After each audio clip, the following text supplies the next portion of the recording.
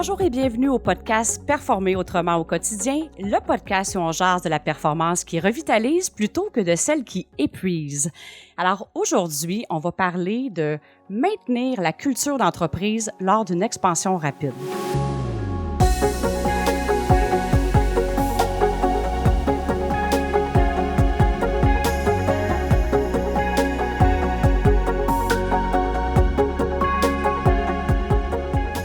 Et j'ai l'immense privilège de recevoir Serge Arnois, qui est président-directeur général d'Arnois Énergie, une entreprise familiale qui existe depuis 1958.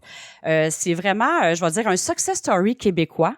Et je me sens vraiment privilégiée que Serge puisse nous consacrer ce moment pour justement nous partager un peu, je vais dire, le secret de la réussite d'Arnois Énergie. Puis, le sujet, pourquoi il m'a interpellée aussi, ça fait déjà quelques années qu'on se connaît, puis on s'était même perdu de vue, Serge. Puis, en fait, c'est que j'ai le bonheur de collaborer avec vous depuis maintenant près de 18-19 ans. Et j'ai connu l'entreprise à ses débuts, là, c'était 110 employés. Et à chaque année que j'allais me promener dans l'entreprise, la salle de conférence déménageait. Il y avait toujours de l'expansion qui était là. Vous êtes rendu pas loin de 1000 employés. Si on y va aussi avec le cercle un petit peu plus large, c'est 2000 personnes qui sont vraiment près de vous. Alors, c'est vraiment, on peut appeler ça de l'expansion. Alors, c'est vraiment magnifique. Et ce que j'avais remarqué à travers toutes ces années-là, c'est l'esprit familial de collaboration, de respect, de partenariat côte à côte avec les gens avec qui vous collaborez, assez maintenu. Alors ça, je trouve ça vraiment magnifique parce que c'est souvent ça qu'on voit, il y a des expansions, puis on dirait que l'essence de base, puis c'est le cas de le dire, l'essence, on parle d'Arnois Énergie, l'essence de base de l'entreprise se perd. En tout cas, là, j'ai fait une longue introduction, mais je trouvais ça important de mettre ça en contexte parce que, au-delà des mots, moi, comme, je vais dire, fournisseur extérieur, je le vis vraiment, le fait que la culture d'entreprise est toujours aussi forte. Alors, je dois dire bravo. J'ai vraiment énormément de respect pour ça. Puis, je me sens vraiment honorée que tu aies accepté l'invitation au podcast. Et d'ailleurs, j'en profite, avant de te laisser la parole, Serge, de remercier tous les auditeurs qui nous écoutent. De un, ça m'encourage à continuer à faire le podcast et ça m'inspire aussi à inviter des entrepreneurs inspirants comme Serge aujourd'hui. Alors, merci d'être là, d'être fidèle à tous les semaines, de nous écouter et évidemment, bien, en partageant, en commentant, en donnant vos commentaires sur les différentes plateformes, ça l'assiste à faire rayonner le plateforme à travers le monde. Alors, continuez à le faire et vous serez invité, bien sûr, à partager vos commentaires de l'épisode sur le sujet d'aujourd'hui. Alors, assez parlé pour moi pour l'introduction. Serge, comment ça va? Ça va très, très bien. Et vous? Ça va super bien. Merci de poser la question. Puis, comme je disais, là, c'est tellement du bonheur pour moi de faire ça. Au début, ça m'a vraiment sorti de ma zone de confort, le podcast, mais j'ai vraiment du plaisir à faire ça. Alors, merci de me permettre de vivre un beau moment ensemble. Et en fait, Serge, pourrais-tu un petit peu nous partager, c'est quoi les grandes lignes de ton parcours jusqu'à maintenant?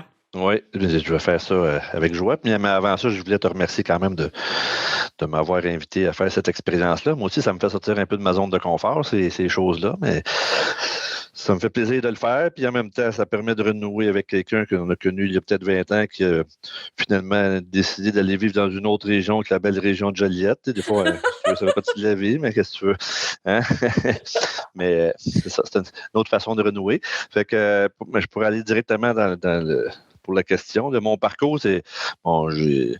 C'est à l'école comme tout le monde, là. Puis mes deux frères s'en allaient ingénieurs, puis moi, je suis le quatrième de la famille. Là. Il y a Luc, le plus vieux, Martin, Claudine, puis Serge. Serge, c'est le dernier, c'est moi. Fait que mes deux frères plus vieux, ils ont fait le cours d'ingénieur, et moi, j'étais rentré au cégep en Sciences Po, puis je faisais comme eux. Je m'en allais ingénieur, je suivais comme c'était la voie tracée normale. Là.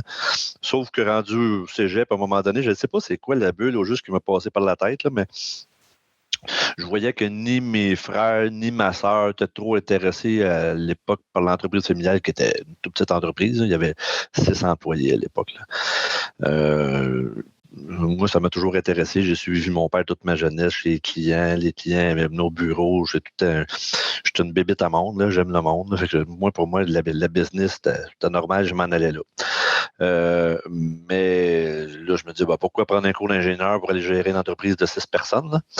Fait que j'ai dit, Fait que j'étais à ce moment-là à l'Assomption en sciences pures. Là, je me dis, on va aller faire ma technique administrative à Joliette après ma science pure. Ça va être cool, ça va être relax. On va pouvoir jouer au hockey pour les pistolets. Je vais pouvoir m'amuser et vivre la vie. Fait que je me suis inscrit là, au cégep de Joliette.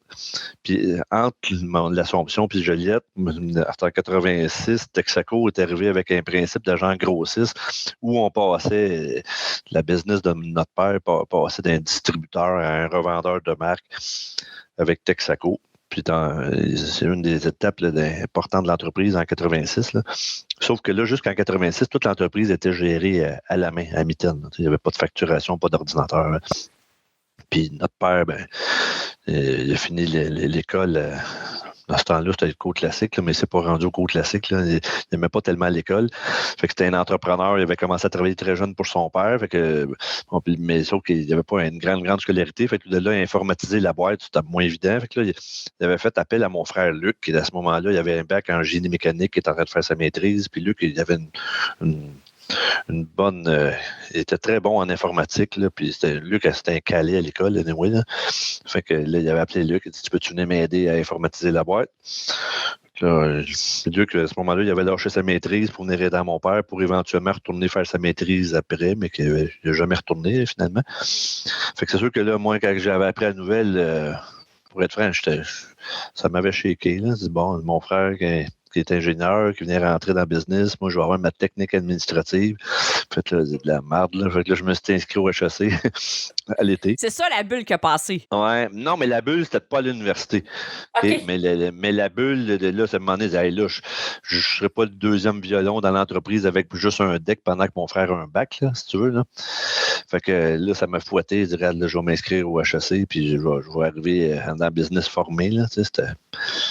Je sais pas si c'est de l'orgueil ou whatever, là, mais en tout cas, je me sentais comme... Il fallait que je sois capable de rivaliser avec mon frère qui travaille dans l'entreprise. Là. Puis en même temps, j'entends dire, je vais faire... Tu sais, mes frères sont là, il y a comme une compétition, une rivalité, puis en même temps, vous êtes une entreprise, tu me corrigeras si je me trompe, vous avez une super belle harmonie entre vous, là. C'est comme la rivalité dans le sens, ben voyons, ils vont le faire. Ben moi aussi, là, un instant, je vais me positionner, moi aussi. En plein ça, là, je sais pas, je veux être aussi... comment dire ça?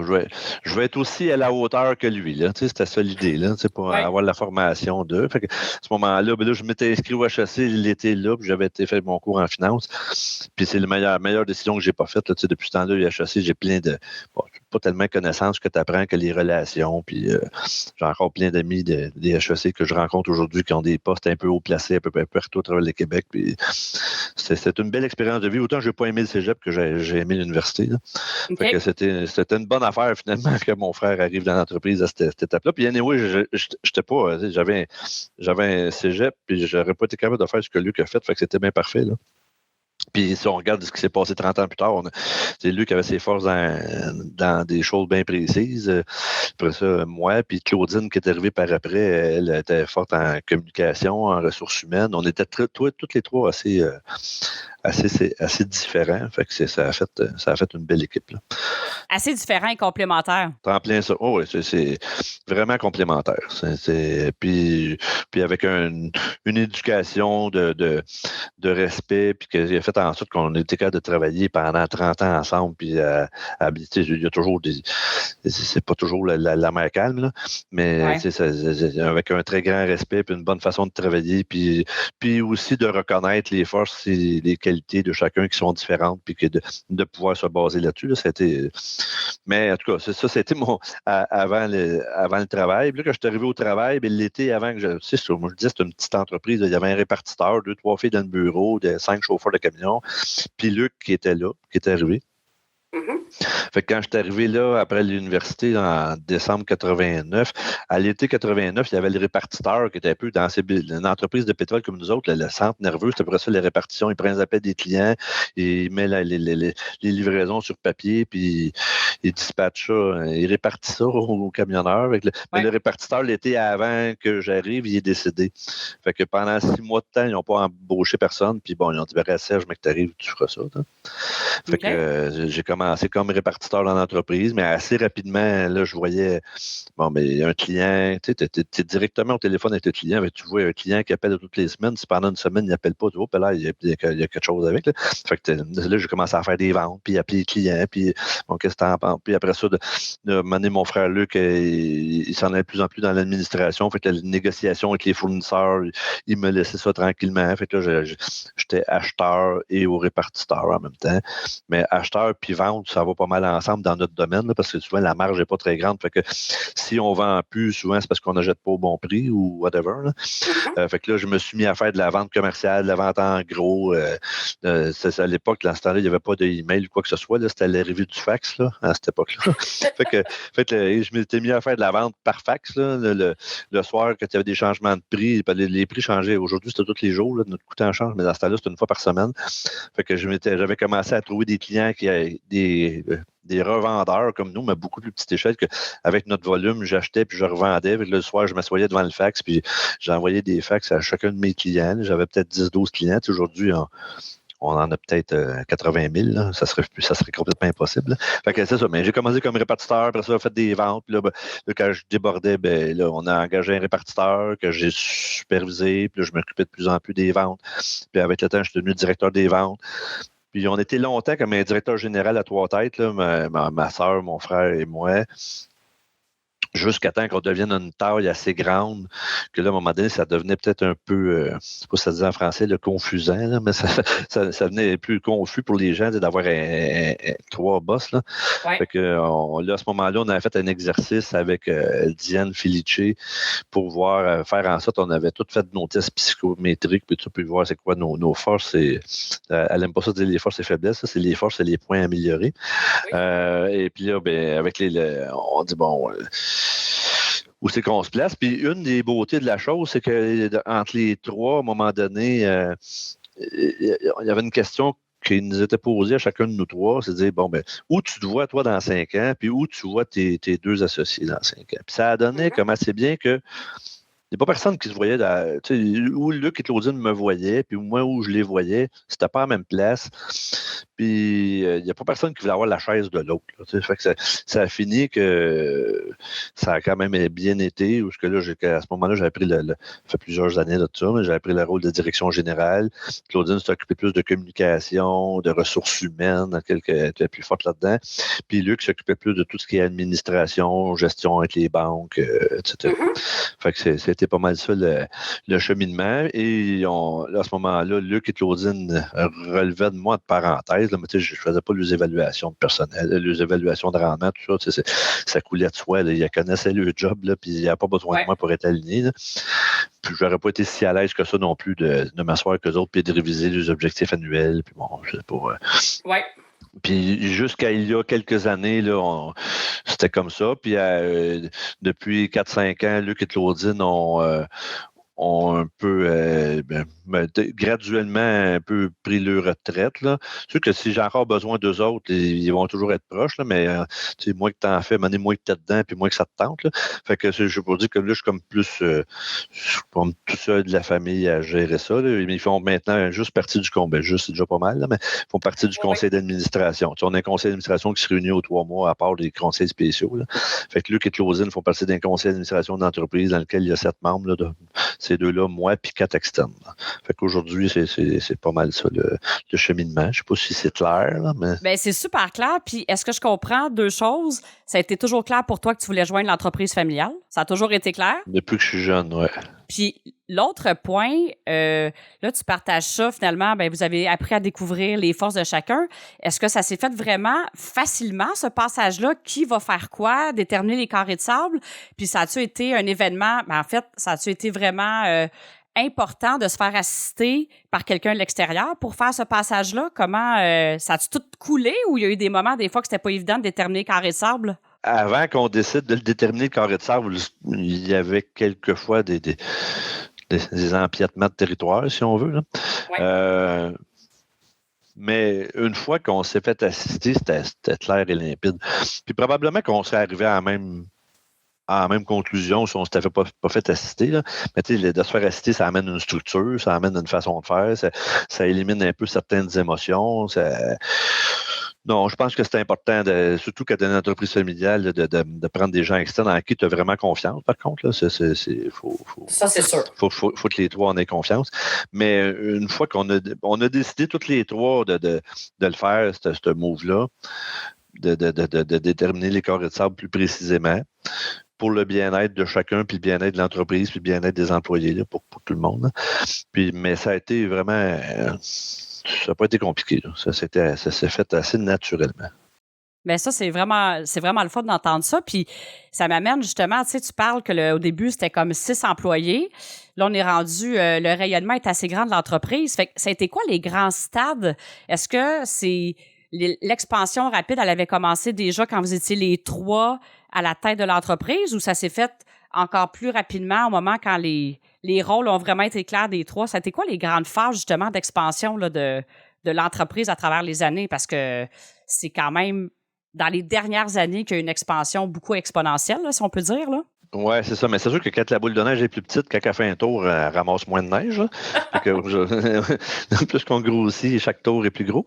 Mais puis la croissance est là. Mais tu sais, on peut partir du début. L'entreprise a été fondée en 58, puis le rêve de notre père, c'était d'avoir... il y avait un camion, puis il voulait qu'il soit exploité à temps plein. Fait qu'il voulait vendre 1 million de gallons, là, qu'il est en litres. Là, pour les plus jeunes, c'est 4,5 millions de litres. Là. C'était son rêve. Aujourd'hui, on vend 2,3 milliards de litres. Fait que c'est quand même un peu plus loin que son rêve. Il avait débuté dans le mazout, le chauffage, puis les cultivateurs. Là. C'était ça, sa business. Puis dans les grands points, c'est en 81... D'après moi, tu es même trop jeune pour t'être rendu compte de ça, mais dans le temps, toutes les maisons chauffaient à l'huile, ou à peu près. Hein. Puis des années 70, là, où toi, tu étais encore un enfant du primaire. Hydro-Québec avait des grandes... puis c'était correct aussi là, de transformer le chauffage au mazout, de faire l'électricité. Fait que toutes les nouvelles maisons, les nouvelles constructions qui se faisaient, il n'y avait plus rien à l'huile. Là. Fait que là, notre père, en 81, il avait dit, les enfants, vous irez à l'université. Puis il avait vendu une partie de sa business à son cousin, Mario Arnois, pour reprendre du mazout. Puis il avait décidé, à 81, de garder quelques camionneurs, puis de devenir transporteur pour Texaco, puis garder quelques clients commerciaux. Mais pour lui, c'était comme un début de pré-retraite. Puis il dit, les enfants, l'héritage que je vais vous laisser, ça va être, moi, vous payez votre cours universitaire, puis vous ferez d'autres choses dans la vie parce qu'il n'y a plus d'avenir là-dedans. Tu sais, c'était en 81, là, c'était... Quand même, hein? Ouais, c'est ça. C'était pas une grosse... Même sur quoi, c'était un désinvestissement. C'était pas un investissement. Mais l'entrepreneur en lui était pas mort, fait que, loin de là. Fait qu'entre 81 et 86, il avait acheté 2-3 stations de service, puis il s'amusait avec ça. Puis en 86, Texaco est arrivé, parce que là, à ce moment-là, en 81, il avait fait une entente avec Texaco comme un transporteur pour livrer des clients de Texaco, des stations Texaco, puis on devenait comme un grossiste pour eux autres. Là. Un peu, aujourd'hui, on était avec SO, là, mais dans ce temps-là, c'était Texaco. Puis en 86, c'est là que mon frère Luc, que j'expliquais tantôt, qui est arrivé, c'est que Texaco voulait se départir d'une certaine gamme de stations-service à plus petit volume, qui pour eux autres n'était pas nécessairement rentable, mais pour nous, on pouvait s'occuper. Fait qu'ils nous avaient transféré une quinzaine de sites. C'était notre début d'installation-service en 86. Là, c'était comme un gros step. Puis ça a donné que les marges dans le temps, entre le coûtant et le prix de la pompe, étaient relativement bonne. Fait que les années 86-90, c'était des années, par rapport à la taille de l'entreprise, c'était très rentable. Là, moi, je suis arrivé en 89, 90. Là, il y a eu une croissance normale parce que là SO, c'est compliqué. Là, SO a acheté Texaco. Là, on ne voulait plus faire affaire avec SO dans le temps parce que c'est drôle, on est revenu avec SO en 2015, mais à l'époque, SO, il contrôlait du brut jusqu'à la pompe. Puis il n'était pas question que quelqu'un utilise le nom de SO pour avoir des stations-service à la rue en utilisant leur brand, leur marque. Tandis qu'avec Texaco, c'était possible. Mais là, eux, en achetant Texaco, notre modèle d'affaires ne marchait plus. Là. Fait que là, c'est là qu'on avait créé la bannière Arnois en 90. Parce que là, on se retrouvait avec plus de bannière. Là, Texaco, on ne pouvait plus l'utiliser. Puis si vous remarquez les couleurs de Arnois, c'est assez proche de Texaco. Là, pour ceux qui se souviennent de Texaco, le noir, le blanc et le rouge, ça vient de là. Malgré mon 1972, Serge, je me souviens de Texaco. Ah, c'est bon. Tu allais faire le plein, puis tu recevais de la vaisselle, des tournevis, du savon vaisselle. Là, c'est ça. Fait que ça, c'était à 86, là, c'était vraiment notre début des stations-service. Puis, bon, il est arrivé différentes choses. La création de la bannière Arnois, comme je vous expliquais en 90. On a été un bout de temps avec Shell parce qu'on avait plus vraiment de fournisseurs qui étaient prêts à nous autoriser à utiliser la bannière. Puis on a été revendeur Shell un bout de temps, jusqu'à temps que Shell, ils ont dit, ben là, vous êtes Arnois ou Shell, mais pas les deux. On était comme un monstre à deux têtes là, pour eux. On pouvait pas, c'était pas dans le modèle d'affaires. Fait qu'on avait décidé à ce moment-là de s'en aller complètement indépendant. Fait qu'on avait tout enlevé bannière Shell de nos sites. Puis on avait tout mis sur Arnois. Fait qu'on avait eu avoir l'impression de prendre une grande expansion à ce moment-là. Mais les sites étaient Shell, ils ont passé Arnois, mais c'était nos clients pareils. Là. Ça changeait pas bien. Jusqu'en 2015, où pratiquement 30 ans plus tard, là, tu regardes Texaco, c'était en 86, puis SO en 2015, ils sont arrivés avec le même principe d'agent grossiste où ils ont dit on s'occupe plus des stations-service, voulez-vous vous en occuper? Fait là, on a pris des stations comme monnaie d'échange, on a pris des stations Arnois qu'on a brandées, qu'on a mis la marque SO, puis ils nous ont donné un territoire. À l'époque, c'était 45 stations SO qui voulaient plus s'occuper, qui nous ont mis sur nos papiers, là, qui devenaient des clients Arnois. Mais ça a été un gros point parce que c'était des stations avec un pas pire volume, d'un territoire. Ils nous avaient laissé Lanaudière, Mauricie, Lac-Saint-Jean, Côte-Nord à l'époque. Puis on a fait une bonne job avec SO parce que depuis ce temps-là, le monde ne le savent pas trop, là, mais il y a peut-être 400, à peu près 400 sites SO au Québec, puis aujourd'hui, il y en aurait 220 sites SO que si vous arrêtez gazer, c'est nous autres. Ben, c'est sur la marque SO, mais vous ne le savez pas, là, mais c'est Arnois. Fait que, parmi dans nos sites, là, juste pour faire un résumé, aujourd'hui, on a 400, c'est drôle, c'est le même nombre qu'SO, mais ça n'a pas rapport. On a 400 quelques sites de détail. Là-dessus, il y en a la moitié qui est SO, l'autre moitié qui est soit Arnois, Pétroté ou d'autres petites marques. Fait que c'est pas mal ça. Puis à travers tout ça, il y a eu plusieurs choses. On s'est lancé dans l'aviation, dans le propane, mais l'entrevue pourrait durer 4 heures, là, si tu veux.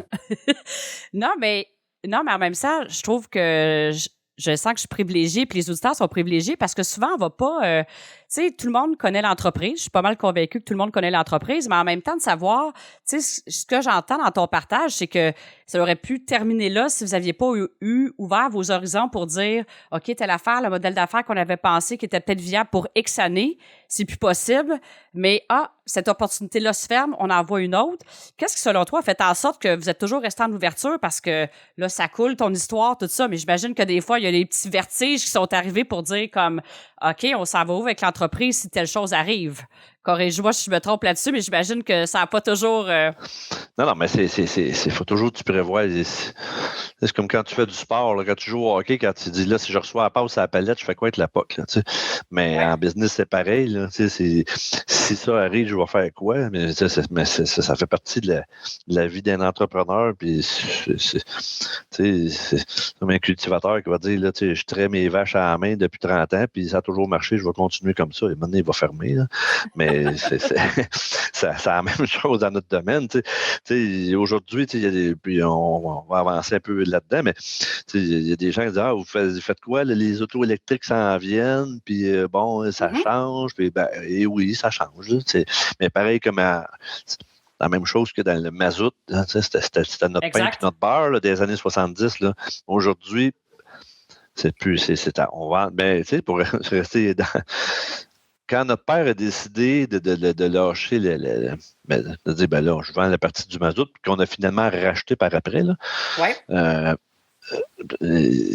aujourd'hui, là, je vends plus de litres de mazout que j'en vendais dans ce temps-là, même si le marché du Québec, dans le temps, il y avait peut-être un chiffre de 30% des maisons qui chauffaient à l'huile. Aujourd'hui, il y en a peut-être 5%. Mais avant ça, on en vendait à Joliette. Aujourd'hui, on en vend à travers le Québec. Bon. C'est sûr que c'était un marché qui est en train de mourir, le mazout. Il ne faut pas se leurrer. Là. Mais à travers ça, on a pris les cash flows puis l'argent qui rentrait de ce domaine-là pour réinvestir dans d'autres choses qui est plus d'avenir. Puis c'est là qu'à ce moment-là, dans les années 85-90, les dépanneurs avec essence, ça, c'était l'avenir. C'est sûr qu'en 2021, c'est moins l'avenir. Mais ça va changer tranquillement. Là. Les autos électriques, aujourd'hui, ils s'en vendent peut-être 30 000 par année, là, sur à peu près 450 000 au Québec, là, peut-être 30 000 par année sur un volume total de peut-être 400-450 000. Mais il ne faut pas se leurrer, il va y avoir une courbe hockeystick là-dedans où le nombre d'autos électriques va augmenter dans les 7-8 prochaines années. Mais on a le temps, tout comme le mazout, là, on a le temps de voir changer la demande. Puis on est très conscient aujourd'hui que notre marché d'aujourd'hui, en 2035, il va être bien différent. Mais il n'y a pas un domaine que tu peux pas. Ça va être.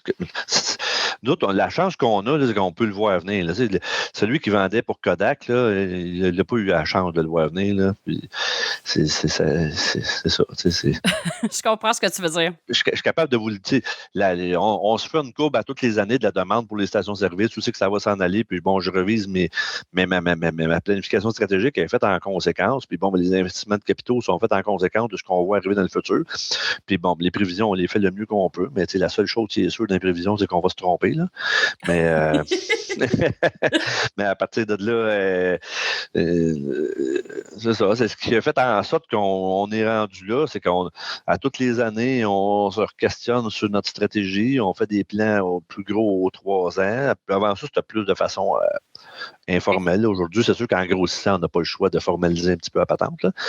Mais on a migré vers les stations-service, comme je te dis, puis aujourd'hui, c'est moins le futur, mais dans 20 ans, il va en avoir encore. Là, ça va changer de forme. Puis bon, aujourd'hui, on s'en va plus vers les centres de carburant diesel, parce que là, le transport par camion, on n'arrête pas d'augmenter. Là. C'est des gens qui pensent qu'en achetant chez Amazon, puis qui font tout livrer à la maison, qui sont bons pour l'environnement, il faudrait qu'ils se posent la question, parce que il y a beaucoup plus de camions dans le chemin qu'il y en avait, puis il va en avoir encore plus. Puis à mettre les camions roulent électriques, là, Montréal-Windsor, là, ça va prendre un petit bout. Fait que c'est sûr que là, présentement, on focus plus dans ce marché-là, mais je sais très bien que c'est un marché de transition aussi. Éventuellement, mais on a investi dans la première station d'hydrogène à Québec. C'est pas, on ne fait pas notre pain et notre beurre, c'est déficitaire, mais on apprend là-dedans. C'est comme un laboratoire, mais éventuellement, peut-être qu'il y aura des camions à l'hydrogène, il y a d'autres choses. Il faut penser. Ce qui fait qu'on est encore là, c'est que c'est ma force, j'ai de penser dans 5 ans, dans 10 ans, dans 15 ans où on va être, puis c'est quoi les différentes avenues. Puis bon, on ne met pas tous nos œufs dans le même panier, puis on teste plusieurs segments. Là. Aujourd'hui, on est dans l'aviation, on a commencé du de-icing pour les avions. À ce qu'on pense, c'est que les avions qui vont voler, qui rouleront avec n'importe quoi, vont toujours avoir besoin de se faire dégivrer avant de partir. C'est super le fun, hein, quand on attend. Puis là, tu es obligé d'aller au de-icing. Puis bon, mais si vous allez à Pearson, puis vous faites de-icer votre avion, soyez contents, c'est mon produit qui est dessus à Toronto. Fait que faut m'encourager. Écoute, c'est vraiment le fun de savoir ça. Puis ce que j'entends à travers ce que tu dis là, c'est que vous avez été capable de vous réinventer. Puis ça, j'aime ça, c'est comme, on fait des prévisions, mais on est sûr qu'on va se tromper. En même temps, c'est de garder la flexibilité. C'est comme, oui, tu as besoin d'avoir une vision à un moment donné, mais d'être conscient que la vision qui est là, il y a plein de facteurs puis de variables qu'on peut pas contrôler. Mais ce qui m'amène à, quand j'écoute ça, je me dis, bon, l'entreprise a changé dans le même secteur d'activité, mais quand même avec des modèles d'affaires différents, des changements. Là, il y a eu une expansion rapide de la main-d'œuvre. Comment vous êtes pris, justement, pour faire en sorte que, tu sais, on le sent là, dans ce que tu partages, tu es prêt, tu es dans la vision, mais tu es près de ton marché, tu es près de ton monde. Comment vous avez fait pour garder cette culture-là d'entreprise, que la culture familiale, le respect, collaboration? Qu'est-ce que vous avez fait pour que, à travers le temps, ça suive la route? Parce que j'imagine que ça a dû être un défi, là, aussi, de faire en sorte que votre vibe initiale se maintienne à travers le temps. Puis, qu'est-ce que vous avez fait en lien avec ça? Puis, qu'est-ce qui explique que ça tient la route encore aujourd'hui? C'est un défi de tous les jours. Là, puis plus ça va, plus que c'est un défi avec la croissance, c'est normal. C'est sûr qu'au début, quand on était une entreprise de 10 employés, puis qu'il y en a 2 sur les 10 que c'est des propriétaires, ça va assez bien là, pour sa culture. Mais avec la croissance, c'était moins évident. Mais c'est sûr que le fait qu'on était 3 actionnaires propriétaires qui étaient passablement impliqués là-dedans avec Luc, Claudine et moi, on avait des actions, on avait des choses qu'on faisait pour maintenir la culture, mais juste le fait qu'on soit 3 actionnaires qui prêchaient par l'exemple et qui étaient proches de notre monde, ça se fait quand même relativement bien. Le plus gros défi, c'est depuis 4-5 ans, depuis que Luc et Claudine sont moins là, mais sont encore là dans des différentes activités, ou même ma mère passe dans le bureau des fois, puis les employés, hey, on a vu Mme Arnois, mais c'est juste ça amène une fierté d'appartenance. Je vais vous donner un exemple, les gens qui travaillent pour SO, l'Impérial, c'est à personne, cette entreprise-là. C'est une entreprise publique, puis ils ne travaillent pas pour une famille, ils ne travaillent pas pour personne, ils travaillent pour SO, mais c'est très impersonnel. Le fait d'être une entreprise familiale, puis qui voit les gens, puis qui peuvent comment dire ça, s'accrocher ou s'attacher à moi ou à Luc ou à Claudine ou à ma mère, mon père qui passe. Ça l'aide beaucoup à garder une culture forte. Mais par contre, la croissance, aujourd'hui, on a 22 bureaux régionaux. Ça part de Matagami, Val-d'Or, jusqu'aux îles de la Madeleine, puis on a maintenant au Nouveau-Brunswick. Là, c'est plus complexe. C'est sûr qu'on est obligé de mettre des actions en place comme action. Là, c'est sûr qu'avec la COVID, ça aussi, ça n'a pas aidé. Là. Là, pour être franc, là, on a des croûtes à manger là, parce que je sens une baisse un peu dans la dernière année là, de l'esprit d'appartenance, puis tout ça, puis c'est encore bon, là, mais on a une job à faire. Mais dans les outils, je faisais à toutes les 3 semaines, appelais ça les déjeuners de Serge. Là. Je prenais une dizaine de personnes, je les assoyais autour de la table, puis qui venaient de peu importe où dans l'entreprise, ça peut être un camionneur, un employé d'entrepôt, commis comptable, peu importe le titre. Puis on les mettait là, à l'époque, c'était par département. Là, ça va recommencer à l'automne, ça va peut-être être plus mêlé. Mais il y avait des questions comme, regarde, si tu étais PDG d'entreprise, tu ferais quoi différemment? Là ça part, des discussions. Puis, autour de la table, là, j'apprends à connaître du monde que j'ai. Des fois, ça fait 3 ans qu'ils travaillent chez nous, puis je ne sais même pas qu'ils travaillent chez nous. Là. Mais ces gens-là, de pouvoir d'avoir la chance de pouvoir. Des fois, ça fait un peu prétentieux d'avoir la chance de pouvoir déjeuner avec moi. Là. Mais c'est par ces différentes d'activités-là qu'on fait en sorte que je suis capable de parler directement avec les gens puis de communiquer l'importance que ces gens-là ont à nos yeux, puis l'importance qu'on a de nos valeurs, que les valeurs qu'on a dans l'entreprise, c'est pas juste des cadres accrochés sur le mur. On est des gens d'engagement. Quand on promet quelque chose, on le livre, puis d'avoir du plaisir au travail, ça fait partie des valeurs, puis etc., etc. Là. Mais on travaille là-dessus. Il faut fesser sur le clou tout le temps, puis je veux pas. Moi, j'étais un gars qui est très. Des fois, mes VP me trouvent un peu trop hands-on, là, comme proche du monde. Puis ici, comment dire ça?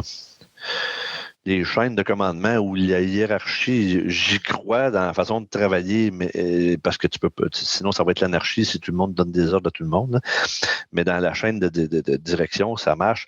Mais dans la façon de se parler, de se conseiller, de se demander des conseils, de s'entraider, la hiérarchie j'essaie de la planer, que tout le monde puisse parler à tout le monde. Puis si quelqu'un a envie de rentrer dans mon bureau le lendemain matin pour me jaser de quoi que ce soit, il y a une idée, qu'est-ce que tu en penses? Mais c'est ça que je valorise. Puis c'est sûr que c'est pas toujours simple. Parce que là, il y a des gens qui trouvent des fois comment ça que mon employé était de parler, il ne devrait pas te déranger, mais il y a des gens qui contrôlent le petite chasse gardée puis le pouvoir. Là. Mais ça, il faut combattre ça. Ben, en tout cas, à mon goût, là, on a toutes nos façons de gérer, là, mais je combats ça. Fortement, puis pour essayer de garder la proximité avec les gens, puis qu'ils sentent que c'est... Fait que je comprends que c'est un peu l'équilibre entre, OK, on a une proximité, on est en collaboration, puis en même temps, ça prend des fois quelqu'un qui prend une décision pour dire c'est là qu'on s'en va. Fait que c'est plus dans ce sens-là que tu veux dire par hiérarchie, mais dans les faits, dans le day-to-day, c'est pas ça qui est prôné d'avoir un paquet de protocoles avant d'être capable de te parler à toi ou de parler à d'autres personnes dans l'entreprise. Là. C'est pas compliqué, là. Ouais, puis ce que j'essaie de combattre, là, on s'éloigne peut-être un peu de la question, mais des fois, je demande à des gens, peut-être quelqu'un dit, moi, je suis juste un chauffeur de lift, là, j'ai pas, comme je réponds à mon dos, je suis juste ci, je suis juste ça, j'essaie de combattre ça au bout, là. J'avais une citation que j'avais dit à la fin d'une année, je pense que c'est Dalai Lama qui avait dit ça, il dit, mais va faire du camping, là, puis ferme la tente, là, puis toi, tu es couché, puis il y a un maringouin qui vole. Lequel qui fatigue plus l'autre, tu penses? Fait que... c'est pas parce que t'es petit que tu peux pas prendre ta place. Là, fait que bon, c'est une drôle de métaphore, là, mais c'est ça. C'est important, c'est de garder la proximité, de garder l'engagement, puis que les gens, tout le monde se sente proche, tu as du fun au travail. C'est important d'avoir du plaisir. Mais c'est un combat de tous les jours parce que les gens qui t'engagent souvent, c'est pour leur qualité de gestion. Ils sont bons, ils vont faire des bons objectifs, ils sont bien alignés. Tu sais, rien à reprocher ce côté-là, mais de l'autre côté, c'est fait pas j'appelle ça walk the four corners, il faut que tu ailles voir toute ta gang, marcher d'un petit tape dans le dos, comment va ta mère, bon, c'est important de garder ça, puis faut vraiment, c'est un travail de tous les jours. Puis dis-moi, quand tu as dit le COVID n'a pas aidé, qu'est-ce que tu as trouvé le plus difficile à travers le COVID par rapport justement à maintenir l'engagement? Puis c'est à cause qu'il y avait moins de contacts facilement, c'est ce côté-là? Ben oui, puis il reste. Tu sais, si tu as le moindrement l'esprit allumé, là, puis je sais pas, moi, tu as un bureau de 50 personnes, puis tu rentres, tu poses déjeuner le matin, tu regardes les yeux du monde le matin, puis s'il y en a un qui file pas, tu vas le voir. Là, tu vois, ben, il y en a qui ne voient pas ça, là, mais moi, je pense que je suis capable de lire les gens pas pire. Là. Mais là, si la personne elle travaille dans son sous-sol, là, puis qu'elle se met sur Teams ou sur Zoom, puis qu'elle n'allume pas sa caméra, là, à un moment donné, ça devient complexe. Là, hein. Fait que Ouais. c'est pour ça que moi, le travail à distance, je suis pas un fervent de ça, là, mais c'est sûr que faut travailler avec ça dans le sens où c'est la nouvelle réalité de la vie, puis avec la rareté de la main-d'œuvre, puis tout ça, puis c'est quand tout le monde là, il faut garder de la flexibilité, là, mais ça va être un équilibre pas facile, ça. Ça va être un beau défi, ça, des gens qui veulent pas trop revenir travailler au bureau, etc. Là, Mais ce que j'entends dans ton cas, c'est pas tant pour le contrôle et le besoin de voir les gens en action chez vous, c'est plus le constat de dire, aïe, quand je voyais mes gens, j'étais tout de suite capable de voir où ça va bien, où ça va moins bien, puis la proximité est plus facile que, effectivement, surtout quand la caméra est fermée, là. On peut au moins sentir la vibe. Ouais. C'est ça. Avoir le pouls de tes gens, tu sais, peut-être que ça va bien, puis tu le sais pas, là, mais c'est le tu le sais pas qui est fatigant.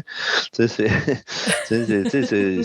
une entreprise qui, dans les deux cas, tu sais, un entrepreneur que son entreprise va bien, puis qui ne sait pas pourquoi, là, c'est aussi dangereux qu'un entrepreneur que son entreprise va pas bien. Là, tu sais, mais c'est la même affaire dans la vibe de ton personnel. Tout est beau, mais tu le sais pas. Moi, ça m'insécurise autant que quand que je sais que ça va pas bien. Au moins, quand tu sais que ça va pas bien, tu peux faire les moves en conséquence, de replacer les choses, puis d'aider tes gens. Mais là, c'est quand on est loin, on le sent moins. Tu sais, fait que on a moins les réflexes d'aider on est plus dans l'inconnu, si tu veux. Puis là, c'est sûr que... Puis comment, toi, justement, tu as vécu ça? Parce qu'à un moment donné, bon, tu es parti d'être répartiteur, tu es près des clients, tu es près des gens. Là, rendu à plus que 1000 employés, puis comme on disait, il y a 2000 personnes qui sont quand même très près de vous. Là, c'est pas relation employée, mais ils sont quand même attachés à la bannière, on va le dire comme ça. Là, il a fallu que tu t'entoures de personnes aussi. Tu n'as pas juste mis des titres, tu as délégué des pouvoirs. Comment tu as vécu ça, là, à un moment donné, j'imagine tu as dû cesser de retenir certaines choses pour être capable de t'entourer puis de réellement déléguer. Comment tu as vécu ça? OK, si on parle de délégué, là, au début, c'est sûr que quand tu sors de l'université, là, puis je généralise, mais c'est mon cas à moi, là, quand tu as 25, 30, 35 ans, là, tu veux faire tes preuves, puis là, tu veux tout faire tout seul, puis avoir les succès. Mais là, quand tu as succès, c'est vrai que tu les as, là, mais quand tu te plantes tout seul dans mon Dieu aussi. Là, fait que, ça, c'est moins le fun. Fait qu'en vieillissant, à un moment donné, tu te dis, ouf, là, j'ai envie d'avoir toute cette pression-là. Là. Fait que c'était une de mes grandes forces puis mon père te le dirait, là, des fois,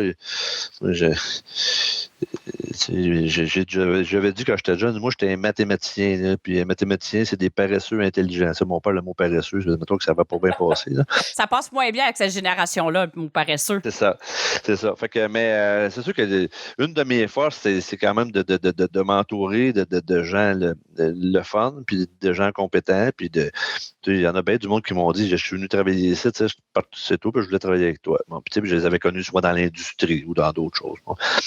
Mais avant d'en arriver là, c'est sûr que les premières fois que tu prends la tarte la plus petite, là, mais quand tu prends un morceau de ta tarte et tu en donnes à quelqu'un d'autre, c'est comme l'impression que bon, qu'est-ce que je vais faire? D'être devant une page blanche ou quoi que ce soit. Mais tu te rends compte qu'en tant qu'entrepreneur, c'est à un moment donné, tu es capable de prendre certaines responsabilités qui sont déléguées, puis tu es capable de t'assurer que ça va être fait pas nécessairement comme toi tu le fais, mais avec les mêmes valeurs et les mêmes soucis que tu as. C'est pour tout ça, le bout n'est pas si évident. Mais une fois que tu viens à bout de faire ça, mais là, ça te libère les esprits justement pour penser, on va être où dans 2030, puisqu'on s'en va, puis etc. Fait que ça s'est fait assez naturellement. Par contre, là, aussitôt que je débordais un peu, je m'essayais de trouver des gens. Puis même que j'ai un livre que je l'ai sûrement déjà lu, là, mais ça s'appelle, en français, c'est Passer de la performance à l'excellence, ou en anglais, c'est From Good to Great. Ouais. Mais il explique là-dedans, à un moment donné, que les ressources humaines, c'est important. Puis j'ai déjà fait ce qu'il disait là-dedans. Si tu rencontres quelqu'un qui c'est un wow, puis tu dis wow, il y aurait un fit dans l'équipe, mais tu n'as pas vraiment de job d'ouvert pour cette personne personne-là, engage-la. Puis anyway, avec la performance que cette personne-là va t'apporter dans l'entreprise, il va se la créer, sa job, puis ça va juste faire en sorte que ton organisation va être gagnante. Mais c'est un peu mon thinking, ça. Quand je trouve quelqu'un de wow qui est prêt à venir travailler chez nous, puis que je pense qu'il pourrait être une petite belle ajout à l'entreprise, on s'organise. Fait que ça, c'est arrivé de temps en temps. Là. Tu restes pas comme il n'y a pas de description de poste qui est pour cette personne-là, fait qu'on va laisser faire. Là. Ça, on n'est pas là. Ben là, tu t'engages pas tout le monde, là, mais quand tu as une chance là, d'additionner des gens compétents, là, même si le poste n'est pas ouvert dans LinkedIn, là, mais tu travailles en tout cas pour faire en sorte que cette personne-là s'en vienne. Puis ça t'es-tu déjà arrivé d'avoir un petit vertige, c'est quelque chose que tu sais, tu dois le déléguer, tu aimes ça faire ça, tu sais que tu es bon à le faire, puis là, à un moment donné, tu te dis, je continue à garder ça dans mon assiette, je pourrais pas être libre pour la vision puis m'occuper qu'est-ce que je dois faire. Ça t'es-tu déjà arrivé d'avoir des petits vertiges puis dire celle-là ça passe un peu moins bien je le sais que l'entreprise c'est ça faut que je fasse mais moi comme tel ça vient me chatouiller un peu. T'as-tu vécu ça ou pas trop? Ouais, oui, mais t'as plus au niveau chez nous, les achats, le point de pétrolier, c'est quand même un gros morceau, là. C'est sûr que déléguer ça a été plus, mais comme mon père disait, confiance n'exclut pas contrôle. Là. Fait que c'est pas parce que je délègue que je check pas. Fait que j'ai des bons tableaux de bord, puis avec ça, j'essaie de voir si je suis pas un gars qui va évaluer beaucoup c'est pas le comment, là, c'est le résultat qui compte. Là. C'est pas comme quand tu joues au golf, puis ta balle elle tombe sur le carpet, puis arrive sur le green, tu as fait un birdie, là, mais c'est pas écrit sur ta carte de pointage là, que tu as pogné le sentier en asphalte. Mais c'est la même affaire.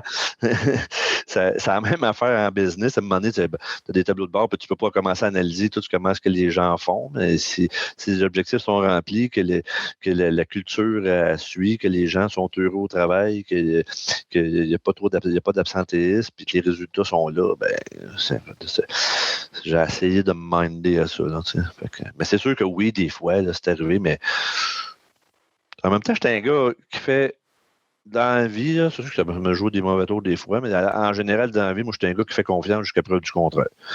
Si on va faire ensemble, on va te faire confiance, là, mais je m'en dis quelque chose de pas correct, là, mais si tu es fair avec moi, puis que on va avoir une belle relation longtemps. Mais à un moment donné, si quelqu'un, je me rends compte qu'il ne fait pas ce dont je m'attends, ben là, je ne vais pas le style à trop le dire, mais il va s'en rendre compte qu'on ne fera plus des affaires longtemps ensemble. Fait qu'avec mes employés, c'est un peu ça aussi. J'ai tendance à faire confiance, mais il faut que tu livres. Là, je comprends. Puis je pense que ce que tu livres, puis en fonction des valeurs, tu sais, parce que des fois, on pourrait entendre, c'est comme soit faire avec moi, puis ça vient toucher, dans le fond, l'intégrité. Dis-moi qu'est-ce qu'il y en a, puis ça va être vice-versa. Parce que des fois, tu sais, fais qu'est-ce que tu attends. Des fois, c'est pas la bonne personne qui est au bon poste, puis c'est juste pas le bon match, en quelque sorte. Mais toi, c'est plus, garde, je vais faire confiance, mais viens pas jouer dans l'intégrité. Je pense que c'est un peu ça que j'entends dans ce que tu partages. On va appeler ça, puis il faut garder le. Tu sais, puis je suis conscient que. Parce que là, pendant que tu me parles, j'ai pensé à un point qui peut tenter me donner le vertige, là, mais c'est. On a tout droit à l'erreur, puis on a tout le droit à pas être parfait, puis il n'y a personne de parfait sur la Terre. Là, mais les employés qui en font jamais d'erreur, puis à toutes les fois que tu leur parles que c'est jamais de leur faute ou quoi que ce soit, ça vient me chercher. Puis ce qui me fatigue avec la croissance, là, c'est qu'à un moment donné, tu as le syndrome de tu es tout seul en haut de ta pyramide. Là. Puis les bonnes nouvelles, là, ça grimpe vite. Les mauvaises, ils grimpent pas vite. Puis ça, à un moment donné, c'est qu'à tout bout de champ, à chaque fois qu'on gagne des gros clients, là, c'est wow, là, je reçois ça. Mais à un moment donné, quand je me rends compte, 2-3 mois après qu'on ait perdu un gros client, c'est fait que là, c'est ça, c'est de me battre à être capable de me dire aux gens que, oui, ça peut arriver qu'on en perde des clients, ça peut arriver qu'on perde des bons employés parce qu'on a fait des affaires, mais il faut apprendre de ça. Puis si on n'en parle pas, ben on apprendra. Ça, c'est ça qui m'inquiète pas mal là, à long terme. Là.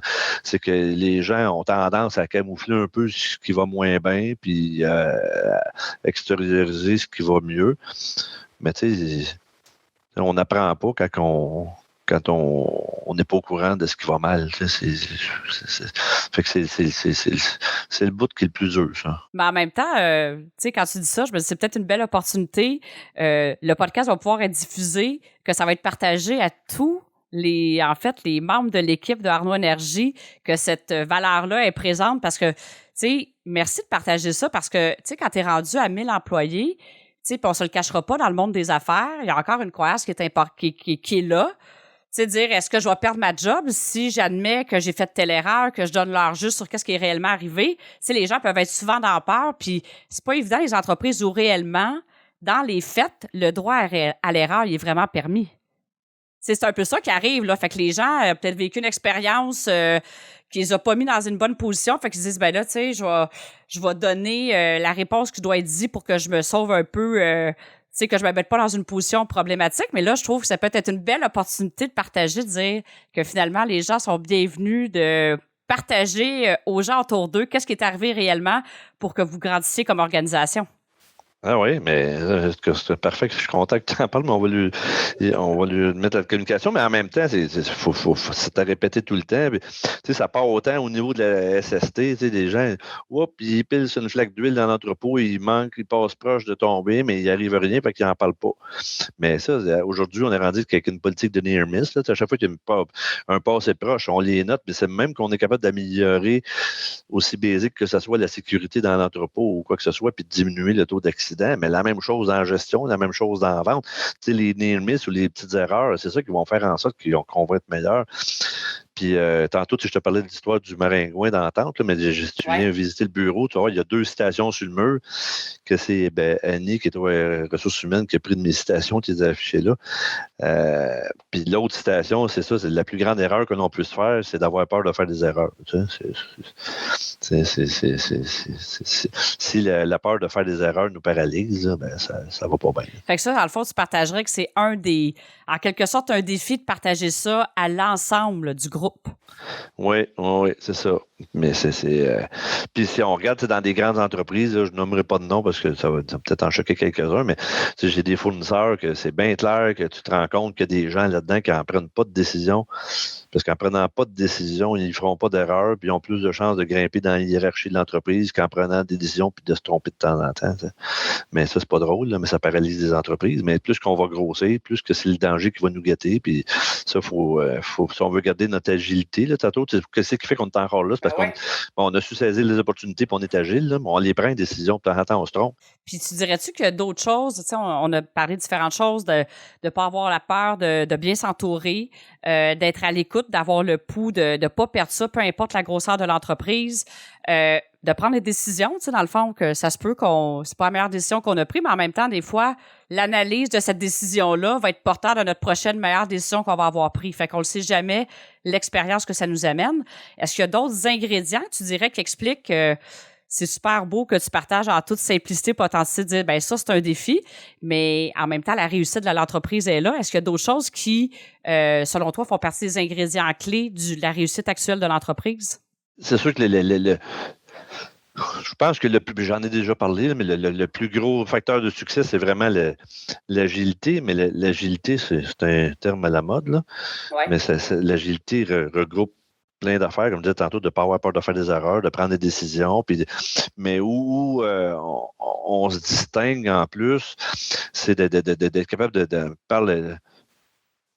On a du bon monde, tu sais, puis c'est une de nos parce que on vend du pétrole, hein, fait que vendre du pétrole, c'est une commodité que tout le monde peut vendre, puis c'est pas, on n'a pas tellement de grande valeur ajoutée, mais c'est d'avoir une certaine convivialité, de faire affaire avec nous autres, autant en tant que client qu'en tant que fournisseur, puis qu'on soit du monde terre à terre, cool, puis etc.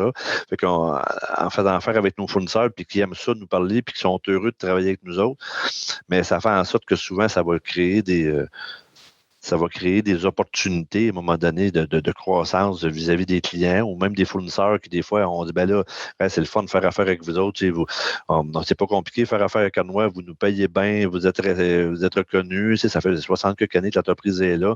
Donc, on a une opportunité pour vous autres à vous penser à tel créneau parce que, bon, mais c'est. Puis ça, cette relation-là nous amène plein d'opportunités possibles. Puis on a l'agilité de pouvoir saisir ces différentes offres-là qu'on a dans le marché, puis les opportunités, mais ça, tout en gardant une certaine... puis ça, c'était dangereux à un moment donné, parce que là, on commençait faut que ça reste core business aussi, là, parce que Ouais. on avait même déjà répondu à une soumission de l'Auto-Québec. Parce que derrière nos dépanneurs, pour ceux qui ont déjà rentré, il y a des belles publicités, là, puis dans les télévisions, on était dans les premières à faire ça. Puis là, on avait développé un petit logiciel à l'interne. Mais à un moment donné, l'Auto-Québec est arrivé, il y avait une demande de fourniture de logiciels pour les terminaux de l'Auto-Québec. On avait soumissionné là-dessus. Là. Mettons qu'on sortait Oh! de nos souliers. C'est-à-dire qu'à un moment donné, là, ça va peut-être faire des planifications stratégiques, puis on se ramène. Fait que oui, il faut être flexible, il faut être agile, puis il faut avoir des bonnes relations, mais tout en restant dans un alignement de business dans lequel on est bon puis qu'on est des meilleurs. C'est pas mal ça, là. Ça fait quand même pas mal de sens. Puis, je vais faire un petit témoignage. Je l'ai quand même partagé en début de l'épisode, mais dans la réalité, moi, comme fournisseur externe, moi-même, tu sais, on en parlait quand je t'ai invité au podcast, je sors un peu de ma zone d'expertise, d'ailleurs, que j'affiche pas tant que ça dans l'entreprise, mais c'est tellement le fun de faire affaire avec vous. J'ai commencé avec vous, il y avait 5 dépanneurs station-service, puis là, vous êtes rendu à 114 ou je ne sais pas trop, là, dans lequel qui est le mandat que j'ai avec vous. Puis, peu importe avec qui j'ai fait affaire, ça a toujours été le fun, puis cet esprit-là de partenariat. Fait que, tu sais, même à la limite, je vais t'envoyer des fleurs, mais je te trouve très humble dans ce que tu partages parce que pour moi, qui vois plein d'entreprises, vraiment de passer d'une expansion rapide comme ça, puis de maintenir ça, peu importe avec qui j'ai fait affaire, je trouve ça extraordinaire.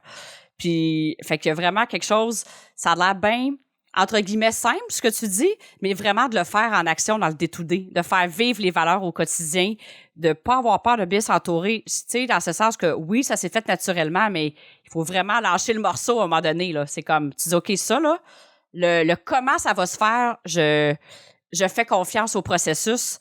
C'est quand même quelque chose. Fait que ça, vraiment bravo, puis bravo à toute l'équipe, puis tous les gens avec qui j'ai fait affaire. Je le dis à chaque fois. À chaque fois que j'ai l'occasion, je partage à quel point j'apprécie que c'est le fun de faire affaire avec vous. Fait que je trouvais ça important de le mentionner. Puis, justement, si je te demandais, toi, l'ingrédient, l'unicité, tu sais, tu l'as parlé un petit peu de la proximité, mais tu dirais que ça serait quoi la contribution unique? Ta contribution unique à titre d'entrepreneur ou à titre d'entreprise, ça serait quoi?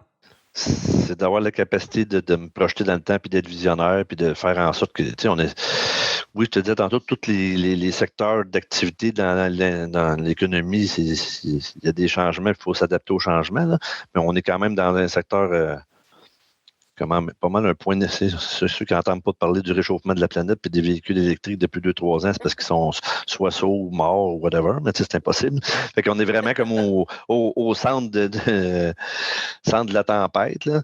Puis ça a été le cas dans le mazout, c'est la même affaire. Dans le temps, le monde disait hey, Claude, tu vas faire quoi? Tu vends du mazout, là, on n'en chauffera plus tantôt au mazout. Bon, ben, c'est d'essayer de voir où qu'on peut, c'est quoi où qu'on peut être Arnois dans 15 ans, puis de commencer déjà à y penser, puis de se préparer à ça, tout en dérapant pas trop, à un moment donné, tu peux tomber juste rêveur, puis bon, il faut y aller.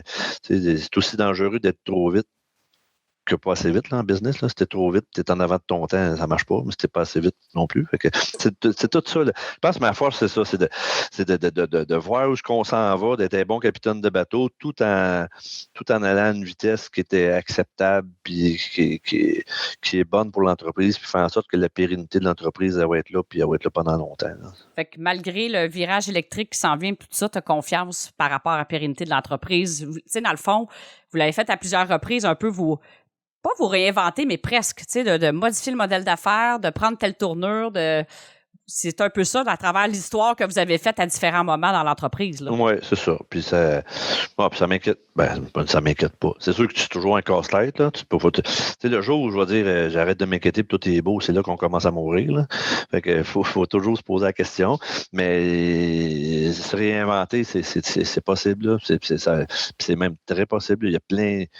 Je vous disais tantôt, c'est-tu dans l'aviation, c'est-tu dans l'hydrogène, les cardlocks, l'immobilier, la restauration. Tu sais, aujourd'hui, les dépanneurs, dans le temps, ça vendait des cannes de bine. Puis aujourd'hui, les voitures d'épicerie, ça a complètement changé. Aller faire un tour au Japon d'un dépanneur, c'est rendu des centres de distribution de prêt-à-manger haut de gamme. Où vont être nos dépanneurs en 2035, je ne peux pas te le dire, mais il va y avoir de la place pour ça. Mais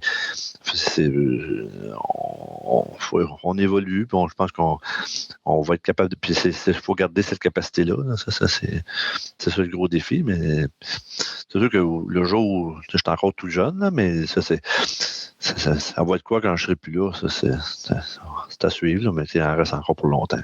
Ça, c'est bon d'entendre ça. Puis j'ai envie de te demander, c'est sûr quand tu as dit, ben j'ai jamais eu peur de déléguer, de bien m'entourer pour me libérer parce que visiblement, t'aimes ça être dans la vision puis d'avoir le temps. Alors, est-ce que tu recours à ton intuition?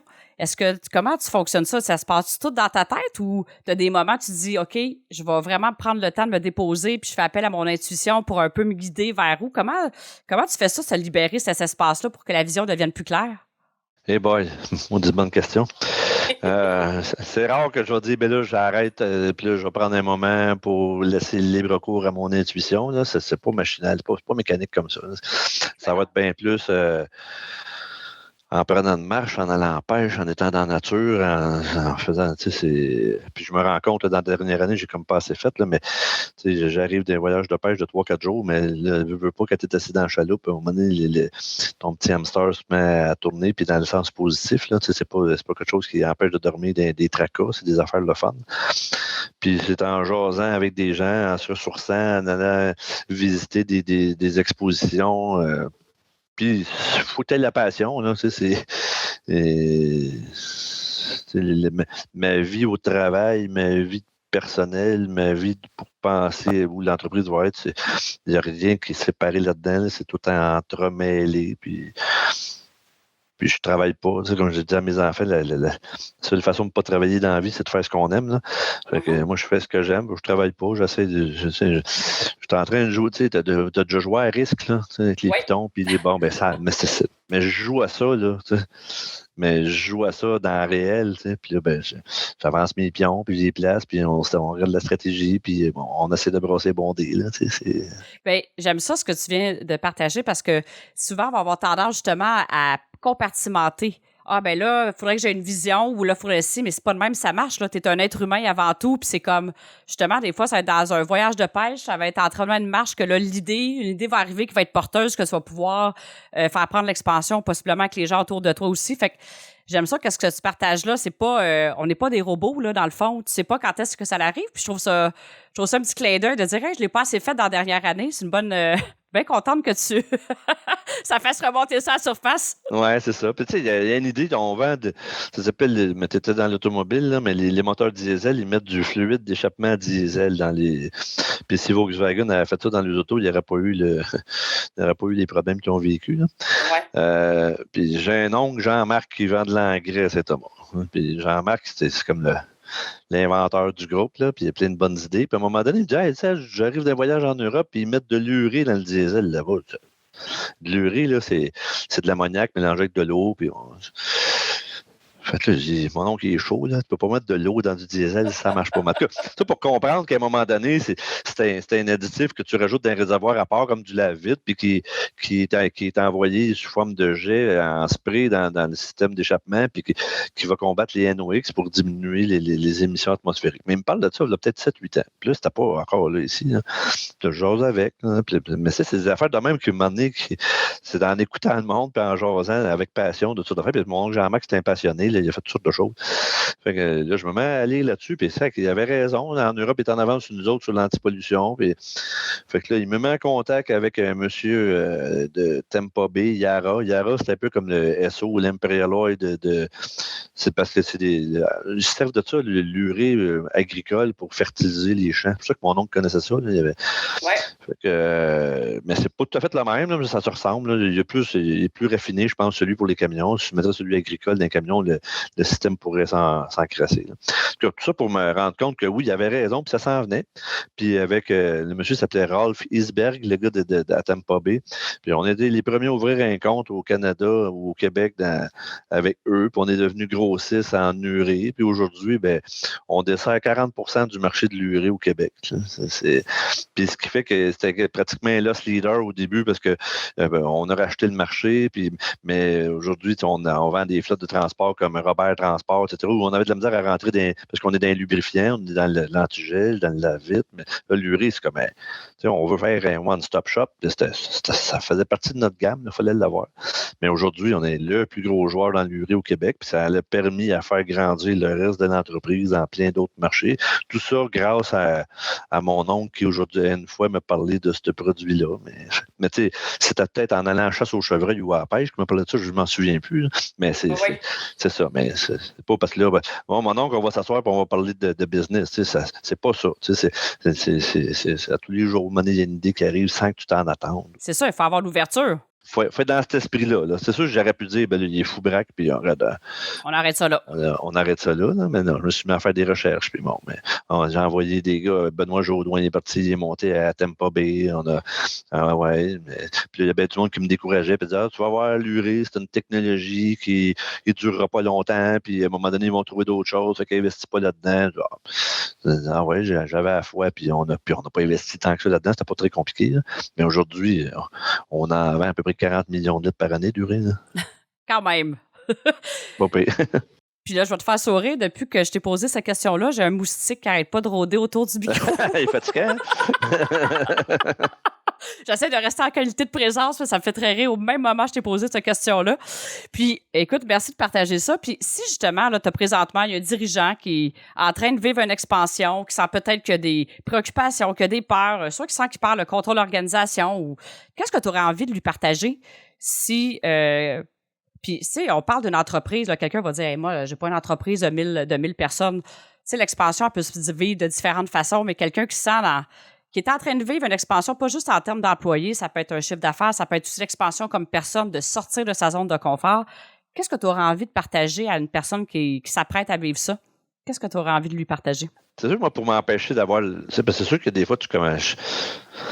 Je vais être assis ce soir devant la TV ou quelque chose, puis là, tu te mets à penser à toute la business. Là, quand tu vois ça dans un tout, là, ça devient... Là, ça peut être épeurant. Ça. Mais à un moment donné, il faut essayer de tu sais, toujours dire, un éléphant, ça se mange comment une bouchée à la fois. Bon. Mais c'est la même chose dans ta business. C'est capable de compartimenter chacune des activités, chacune des sections, chacune des problématiques, puis des ramener à sa plus simple expression. Puis si chacun de ces éléments-là rentre dans le cadre puis que ça va bien, tu regardes ton côté ressources humaines, bon, mais tes gens sont heureux, ils ont-tu du plaisir au travail, etc. Bon, mais tes finances, comment est-ce qu'ils vont? Il faut vraiment que... En tout cas, moi, là, ma recette, c'est de séparer ça en petits compartiments. Puis bon, mais mes liquidités, c'est quoi? Ça, c'est un point réglé.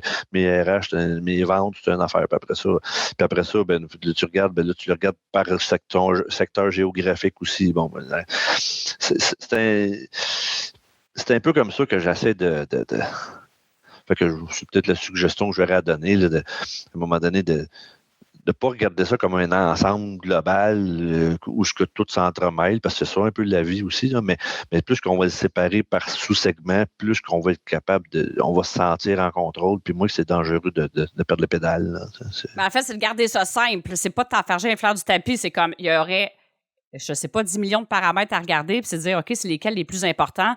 Je garde ça simple, ça soit facile à comprendre. C'est ce que... Oui, c'est ça.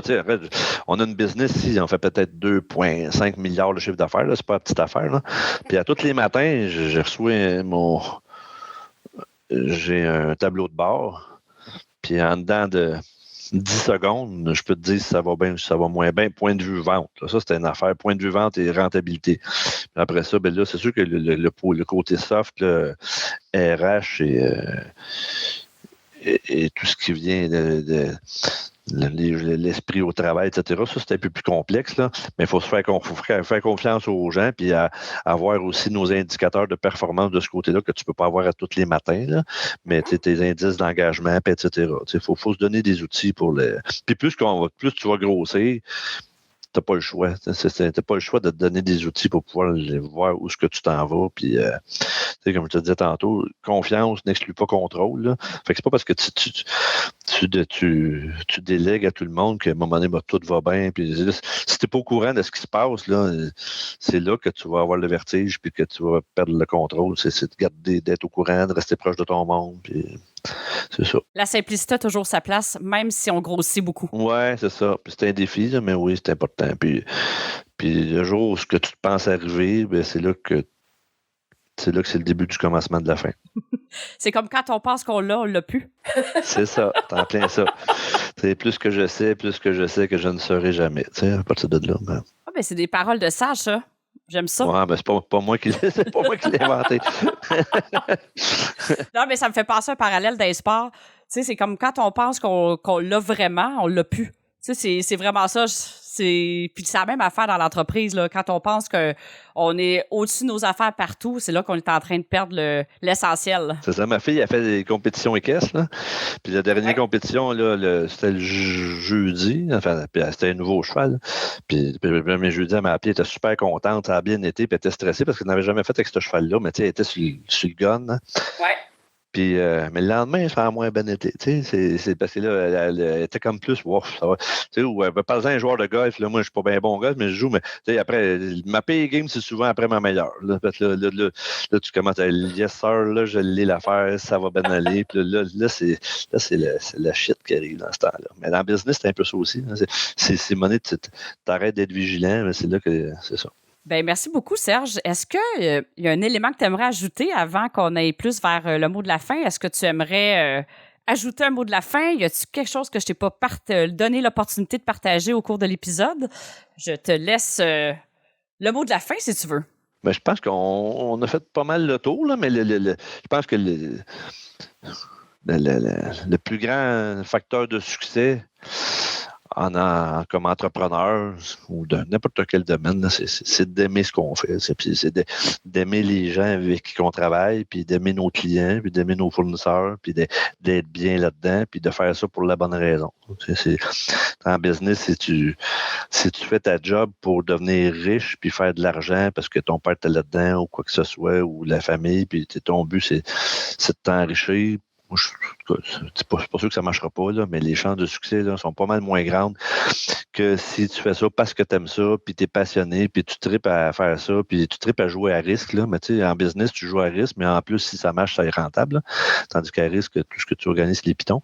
Mais c'est la même chose. Fait que si tu as la passion, puis tu aimes ce que tu fais, ben, tu as des chances de réussir. Puis réussir, ça ne veut pas dire juste monétairement, c'est d'avoir du plaisir, puis de passer une belle vie, hein, parce qu'on passe... on passe quoi, le deux tiers de notre banque. Moi, dans mon cas, c'est plus que ça, là, mais à travailler. C'est ça le mot de la fin, j'aimerais dire. Autant aux jeunes qui écoutent ça, mes enfants, il y en a qui veulent venir travailler avec moi, les 3 à date probablement. Mais quand le monde m'a dit, penses-tu qu'ils vont venir? Ben, je pense bien, mais il faut qu'ils aiment ça. Puis à date, je pense que j'aime assez ce que je fais que ça les inspire à venir travailler avec moi parce qu'on a retrouvé que c'est le fun, là, mais il faut qu'après ça, il faut qu'ils l'expérimentent, il faut qu'ils soient bien là-dedans. Puis s'ils sont bien là-dedans, ils vont avoir du plaisir, mais ça va faire pour tout le monde. Il faut aimer ce qu'on fait, puis avoir la passion, puis de s'amuser, puis le reste, ça va bien aller. Merci beaucoup, Serge Arnois. Merci pour ce beau moment partagé. Et, tu finis ça avec des paroles de grande sagesse, puis en même temps, tu sais, la simplicité, c'est vrai qu'elle a toujours sa place, puis ça fait tellement de sens, puis c'est ce que je partage aussi dans la performance qui revitalise. Quand on est dans notre zone d'excellence puis on aime ce qu'on fait, tout devient plus facile. C'est pas qu'il n'y a pas de défi, entre guillemets, c'est juste qu'on se sent plus apte à aller, on se sent plus apte à naviguer à travers sans qu'on ait complètement les batteries déchargées. Puis la passion qui nous anime, elle finit toujours par prendre le dessus. Fait que, merci infiniment. En tout cas, n'hésitez pas, les auditeurs qui nous ont écoutés, qu'est-ce que ça vous a fait ressentir? Vous avez des commentaires. Évidemment, on va laisser les coordonnées de Arnois Énergie si vous voulez en savoir plus sur l'entreprise. Le partage de Serge vous a inspiré. On vous invite à nous écrire sur la plateforme de iTunes, sur YouTube. C'est une façon de faire rayonner le podcast et c'est évidemment toujours un grand bonheur pour moi de vous lire. Je prends toujours la peine de répondre à chacun personnellement. Alors, continuez de le faire. Et d'ici là, bien, je vous souhaite... de poursuivre et d'aimer ce que vous faites. On va prendre les paroles de Serge. Aimez ce que vous faites et le succès va en découler. Alors, bonne semaine à tout le monde.